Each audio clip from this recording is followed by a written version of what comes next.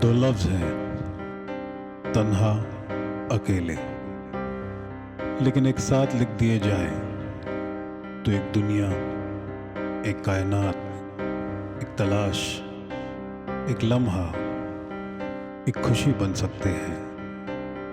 आप आजमा कर देखिएगा। अमित। रिमझिम गिरे सावन, सुलग सुलग जाए मन, भीगे आज इस मौसम में, लगी कैसी ये अगन। रिमझिम गिरे सावन, सुलग सुलग जाए मन, भीगे आज इस मौसम में, लगी कैसी ये अगन। रिमझिम गिरे सावन।